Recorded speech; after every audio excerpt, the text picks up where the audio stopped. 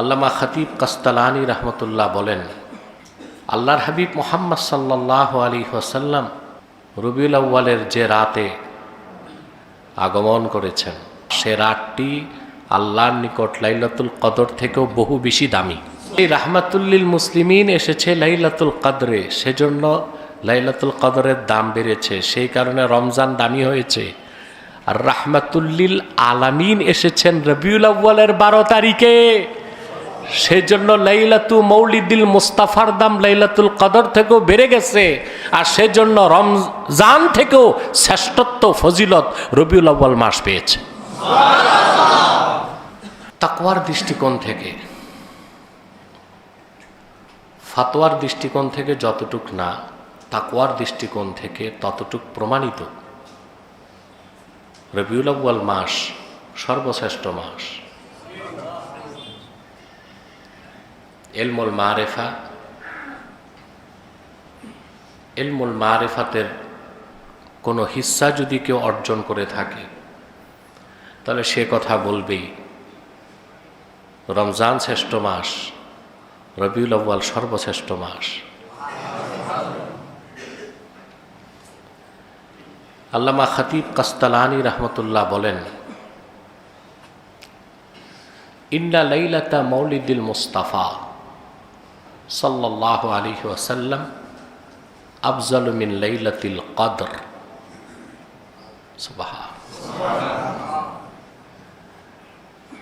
আল্লাহর হাবিব মুহাম্মদ সাল্লাল্লাহু আলাইহি ওয়াসাল্লাম রবিউল আউয়ালের যে রাতে আগমন করেছেন, সে রাতটি লাইলাতু মৌলিদিল মুস্তাফা, সে রাতটি আল্লাহর নিকট লাইলাতুল কদর থেকেও বহু বেশি দামি।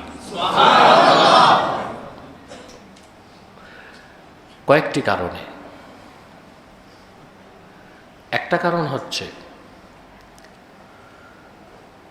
লাইলাতুল কদর মহিমান্বিত হয়েছে কোরআন নাজিলের কারণে। তাই তো আল্লাহ পাক বলেন, ইন্না আনজালনাহু ফি লাইলাতিল কদর ওয়া মা আদরাকা মা লাইলাতুল কদর লাইলাতুল কদরি খায়রুম মিন আলফি শাহর। লাইলাতুল কদরের একটি রাত 1000 মাসের চেয়ে উত্তম, কারণ সে রাতে কোরআন নাজিল হয়েছে। কোরআন হচ্ছে রাহমাত, আর গোটা বিশ্ব মানবতার মুক্তির জন্য রবিউল আউয়াল মাসে আল্লাহর হাবিব আগমন করেছেন, তিনিও রাহমাত।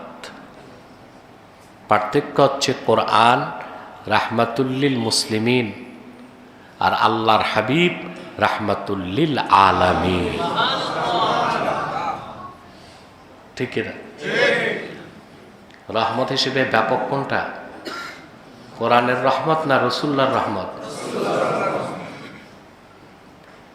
এটা বুঝতে কি খুব বিদ্যা লাগবে? ঈমান লাগবে। কি লাগবে? ঈমান। এটা আমার কথা নয়, মুহাদ্দিসগণ বলেন, ইন্না রাহমাতান নবিয়্যি সাল্লাল্লাহু আলাইহি ওয়াসাল্লাম আওসাউ মির রাহমাতিল কোরআন। কোরআনের রাহমাত থেকেও রাসূলুল্লাহর রাহমাত আরো ব্যাপক।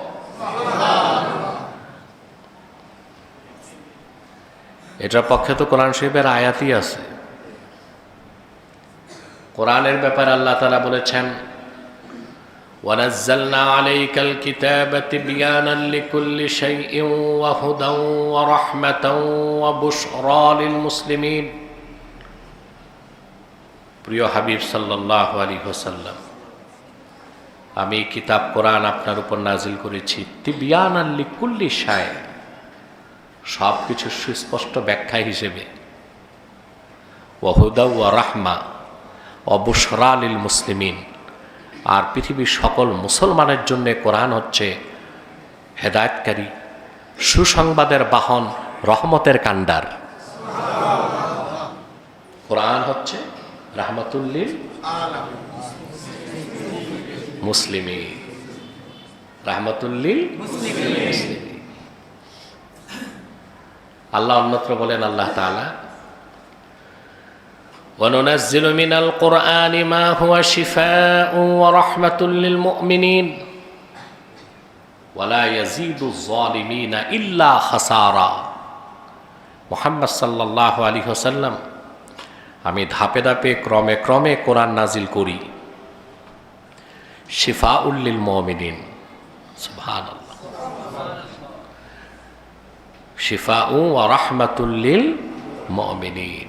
এ কোরআন হচ্ছে মুমিনদের জন্য আরোগ্য আর সকল মুমিনদের জন্য রাহমাত। কিন্তু যারা কাফের, কোরআন তাদের ক্ষতিটাই বাড়ায় দেয়। তার কারণ কাফের কোরআন মানে না, আর যে কোরআন মানে না সে কাফের, সে জাহান্নামে যাবে। তাহলে কোরআন হচ্ছে রাহমাতুল লিল মুসলিমিন, রাহমাতুল লিল মুসলিমিন। কিন্তু পৃথিবীর সকল যুগের, দেশের, বর্ণের, বংশের মানুষের জন্য কোরআন হেদায়েতকারী। হেদায়েতকারী সবার জন্য, রাহমাত মুমিনদের জন্য। এই কথাটা বুঝি আমরা? হেদায়েতকারী সবার জন্য।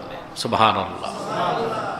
আল্লাহ পাক বলেন, শাহরু রমাদান আল্লাযী উনজিলা ফীহিল কুরআনু হুদাল লিন-নাস। কোরআন অবতীর্ণ হয়েছে রমজান মাসে। হুদাল লিন-নাস আই হাদিল লিন-নাস। পৃথিবীর সকল যুগের, দেশের, বর্ণের, বংশের, গোত্রের মানুষের জন্য কোরআন হেদায়েতকারী। তো কোরআন সবার জন্য হেদায়েতকারী, কিন্তু সবার জন্য রহমত না। রহমত কাদের জন্য? মুমিনদের জন্য। আর আল্লাহ তার হাবিবের ব্যাপারে বলেন, ওমা আরসালনাকা ইল্লা রাহমাতাল লিল আলামিন। মুহাম্মদ সাল্লাল্লাহু আলাইহি ওয়াসাল্লাম, আপনাকে আমি গোটা সৃষ্টি জগতের জন্য রহমত হিসেবে পাঠিয়েছি। কোন রহমতের ব্যাপকতা বেশি, কোরআনের রহমত না রাসূলুল্লাহর রহমত? এটা বুঝতে পারলাম। সেই রাহমাতুল লিল মুসলিমিন এসেছে লাইলাতুল কদরে, সেজন্য লাইলাতুল কদরের দাম বেড়েছে, সেই কারণে রমজান দামি হয়েছে। আর রাহমাতুল লিল আলামিন এসেছেন রবিউল আউয়ালের 12 তারিখে, সেজন্য লাইলাতু মৌলিদিল মুস্তাফার দাম লাইলাতুল কদর থেকেও বেড়ে গেছে। আর সেজন্য রমজান থেকেও শ্রেষ্ঠত্ব, ফজিলত রবিউল আউয়াল মাস পেয়েছে।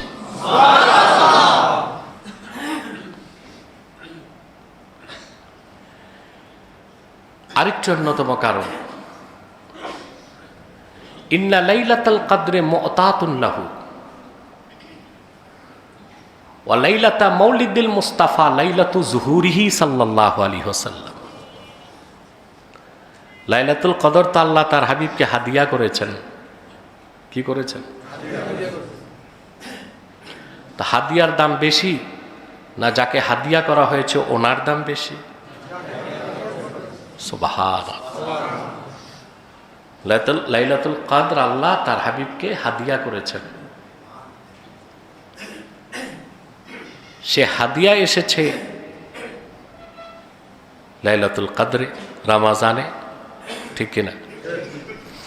আর যাকে হাদিয়া করা হয়েছে মুহাম্মদ মুস্তাফা সাল্লাল্লাহু আলাইহি সাল্লাম, তিনি আগমন করেছেন রবিউল আউয়াল মাসে। সুবহানাল্লাহ। 3, আল্লাহ তাআলা যদি তার হাবিবকে সৃষ্টি না করতেন, তাহলে এই আকাশ, জমিন, মানুষ কোনো কিছুই তো সৃষ্টি করতেন না। সৃষ্টি করতেন? এ কথাটা বুঝি আমরা। আল্লাহ তাআলা তার হাবিব মুহাম্মদ সাল্লাল্লাহু আলাইহি সাল্লামের খাতিরে আরশ, কুরসি, লৌহ, কলম, এই জাহান জগৎ সৃষ্টি করেছেন। সুবহানাল্লাহ। যদি আল্লাহ তার হাবিবকে সৃষ্টি না করতেন, আরশ, কুরসি, লৌহ, কলম কোনো কিছুকে সৃষ্টি করতেন না। এ ব্যাপারে সহিহ হাদিস আছে। আবার এই ব্যাপারে মওযু হাদিসও আছে। যাদের মধ্যে আমানতদারি নাই, খেয়ানত করে, তারা মওযু হাদিসটাই সামনে আনে, কিন্তু সহিহ হাদিসটাকে আনে না। এটা হচ্ছে চরম পর্যায়ের খেয়ানত, চরম পর্যায়ে। যেমন একটা প্রসিদ্ধ হয়ে গেছে, আমরা শুনি লাউলা কালামা খালাক্তুল আফলাক, মুহাম্মদ সাল্লাল্লাহু আলাইহি ওয়াসাল্লাম যদি আপনাকে সৃষ্টি না করতাম, আমি সৃষ্টি জগৎ সৃষ্টি করতাম না, আমি আকাশ জমিন কিছুই সৃষ্টি করতাম না। এই হাদিসটা মওযু, বানোয়াট। এই হাদিসের ব্যাখ্যায় মুহাদ্দিসগণ বলেন, ইন্না আলফাজা হাজাল হাদিসে মাউদু ওয়ালাকিন্নাল মাফহুমা সহিহ। এই হাদিসের শব্দগুলো বানোয়াট, কিন্তু বিষয়টা সত্য, কারণ পক্ষে সহিহ হাদিসও আছে। সহিহ হাদিস যেমন বর্ণনা করেছেন ইমাম তাবারানী, মুজাম তাবারানীতে। হাদিসটি ভিন্ন শব্দে ও সনদে এনেছেন ইমাম হাকিম মুস্তাদরাক আলা সহিহাইনে। সেখান থেকে হাদিসটি এসেছে মাওয়াহিবুল লাদুনিয়াতে, সেখান থেকে শারহে মাওয়াহিব লিল জুরকানি, সেখানেও হাদিসটি এসেছে। অসংখ্য হাদিসের কিতাবের মধ্যে আছে। আমরা মওযু এবং জয়ীফগুলো বাদ দিলেও এই বিষয়ে সহিহ হাদিসও আছে। আল্লাহ তাআলা যখন হযরত আদমকে সৃষ্টি করলেন, তিনি আল্লাহকে সাজদা করলেন। সাজদা থেকে মাথা তুলে আদম আলাইহিস সালাম দেখেন আল্লাহ তাআলার আরশে আজিমে আল্লাহর নামের সাথে তার হাবিবের নাম লেখা আছে।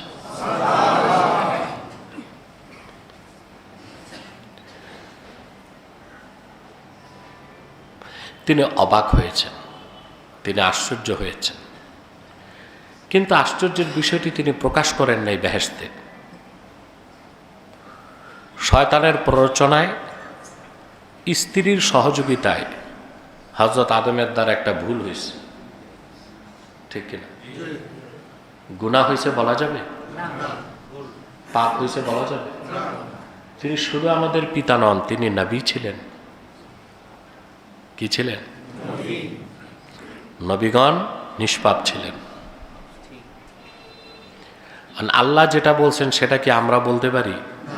আল্লাহ বলছেন ফাআসা আদামু রাব্বাহু ফাগাওয়া,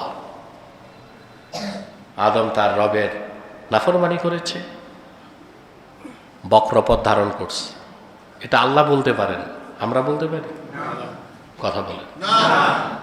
পিতা যদি অপরাধ করে, সন্তানের কাজ কি পিতার দোষ প্রকাশ করা না গোপন রাখা? যদি কোনো সন্তান তার পিতার দোষ ত্রুটি ঢোল পিটায়, ওটা কি সঠিক সন্তান না কুলাঙ্গার? অতএব আদম আলাইহিস সালামকে পাপী তাপী গুনাহগার, সকল গুনার মূলই সে। এই সবগুলি কথা কুফরি কথা, এগুলো তথাকথিত মারেফতপন্থী ভণ্ড সুফিবাদীরা আউল বাউল জারি গানের মাধ্যমে মানুষের ঈমানকে নষ্ট করে।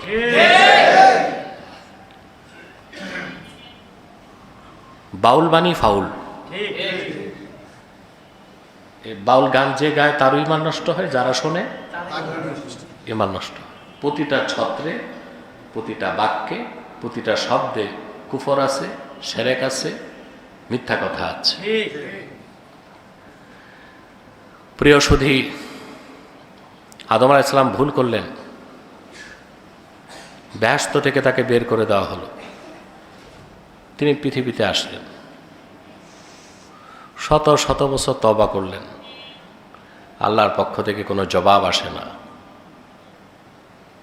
এক সময় তিনি আল্লাহর কাছে বললেন, আল্লাহ তাআলা, আমি যে গুনাহ করেছি, তুমি তোমার হাবিব মুহাম্মদ সাল্লাল্লাহু আলাইহি ওয়াসাল্লামের ওসিলায় আমাকে মাফ করে দাও। আল্লাহ তাআলা বললেন, ইয়া আদম কাইফা আরাফতা মুহাম্মাদা সাল্লাল্লাহু আলাইহি ওয়াসাল্লাম ওয়ালাম আখলুকহু। আদম, তুমি মুহাম্মদ সাল্লাল্লাহু আলাইহি ওয়াসাল্লামকে চিনলা কেমন করে? ওনাকে তো এখনো আমি পাঠাই নাই। হযরত আদম বললেন, আল্লাহ, বেহেশতের সাজদা থেকে মাথা তুলেই তোমার আরশে আজিমে তোমার নামের সাথে মুহাম্মদ সাল্লাল্লাহু আলাইহি ওয়াসাল্লামের নাম লেখা দেখেছি। আমি তখন বুঝতে পেরেছি গোটা সৃষ্টির মধ্যে তোমার সবচেয়ে প্রিয় তোমার হাবিব মুহাম্মদ সাল্লাল্লাহু আলাইহি ওয়াসাল্লাম। আল্লাহ তাআলা বললেন, সত্যি আদম, তুমি সঠিক বলেছ। শোনো, লাউলাহু লামা খালাকতুকা ওয়ালা সামাআন ওয়ালা আরদা, যদি আমি আমার হাবিব মুহাম্মদ সাল্লাল্লাহু আলাইহি সাল্লামের নূরকে সৃষ্টি না করতাম, আকাশ জমিন কিছুই সৃষ্টি করতাম না, তোমাকেও সৃষ্টি করতাম না। তাহলে বলুন, আল্লাহ তার হাবিবের খাতিরেই সব কিছু সৃষ্টি করেছেন। আকাশ জমিন সৃষ্টি করেছেন, মানুষ সৃষ্টি করেছেন। যদি হাবিবকে সৃষ্টি না করতেন কিছুই থাকতো না। কিছু না থাকলে মানুষও থাকতো না, মানুষও না থাকলে তো কোরআন আসতো কেন? কথা বলে। তাহলে বোঝা যাচ্ছে আল্লাহর হাবিবের ওসিলায় আল্লাহ তাআলা সব কিছু সৃষ্টি করেছেন, আর আল্লাহর হাবিবের কাছে মানব জাতির হেদায়েতের জন্য আল্লাহ কোরআন পাঠিয়েছেন। একটা জিনিস লক্ষ্য করে দেখুন, পূর্বে যত নবী এসেছেন, বিশেষ করে রসুলদের নিকট আল্লাহর পক্ষ থেকে যে ওহী আসতো, যেখানে ওহী আসতো বিশেষ করে নবীকে সেখানে যেতে হতো, ঠিক কিনা? যেখানে ওহী আসতো নবীকে সেখানে যেতে হতো। যেমন হযরত মুসা আলাইহিস সালাম, আল্লাহ তার কাছে তাওরাত পাঠালেন। তাওরাত তার বাড়িতে আসে নাই, তুর পাহাড়ে আসছে। আর মুসা নবীকে আল্লাহ তুরে ডেকে নিয়েছেন, ঠিক না? তাওরাত তার বাড়িতে আসতে পারতো না? কথা বলেন। তিনি যখন মাদায়েন থেকে মিশরে ফিরতেছেন, সিনাই উপত্যকার কাছাকাছি পৌঁছার পর তার স্ত্রীর প্রসব ব্যথা শুরু হলো। তিনি এদিক সেদিক আগুন খুঁজতেছেন, আগুনের সন্ধান করতেছেন, পাচ্ছেন না। হঠাৎ তুর পাহাড়ের দিকে আগুনের মতো দেখলেন, পরিবার পরিজনকে রেখে সেদিক ছুটে গেলেন। আগুনের কাছে যেতেই আল্লাহর পক্ষ থেকে ওহী চলে আসলো। ফালাম্মা আতাহা নুদিয়া ইয়া মূসা ইন্নী আনা রাব্বুকা ফাখলা'না আলাইক ইন্নাকা বিল ওয়াদিল মুকাদ্দাসি তুয়া।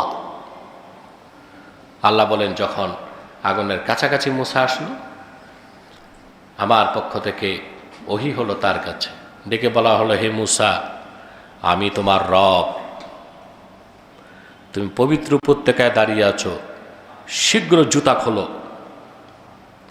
তিনি ভীত সন্ত্রস্ত হয়ে জুতা খুলে ফেললেন। আল্লাহ ডেকে বললেন, ওয়ানা আখতারতুকা ফাসতামি' লিমা ইউহা, আমি তোমাকে নির্বাচন করেছি রসুল হিসেবে, যা ওহী হয় মনোযোগ দিয়ে তা শোনো। ইন্নানি আনাল্লাহ লা ইলাহা ইল্লা আনা ফা'বুদনি ওয়া আকিমিস সালাতা লিযিকরি। সুবহান। আমি তো আল্লাহ, আমি ছাড়া কোনো মাবুদ নাই, আমার ইবাদত করো, আমার শরণার্থে নামাজ আদায় করো। যতবার তিনি আল্লাহর সাথে কথা বলতেন তুর পাহাড়ে যেতেন, ঠিক কিনা? তাওরাত কিতাবটা তার ঘরে আল্লাহ পাঠান নাই। এটাই ছিল আল্লাহ তাআলার সুন্নাহ, রীতি নীতি। কিন্তু হাবিবে খোদা রাহমাতুল লিল আলামিন মুহাম্মদ মুস্তাফা সাল্লাল্লাহু আলাইহি সাল্লামের শানে আল্লাহ ভিন্ন নীতি নির্ধারণ করলেন। আল্লাহর রসুল যেখানে গেলেন ওহী সেখানে গেছে। রাসূলুল্লাহ সাল্লাল্লাহু আলাইহি ওয়াসাল্লাম যেখানে গেলেন জিবরিল সেখানে গেল। তিনি মক্কায়, কোরআন সেখানে এসেছে। তিনি তায়েফে গেলেন, কোরআন সেখানে গিয়েছে। তিনি গারে সৌরে গেলেন, কোরআন সেখানে গিয়েছে। সুবহানাল্লাহ। তিনি জাবালে নূর হেরা পাহাড়ে গিয়েছেন, কোরআন সেখানে গিয়েছে।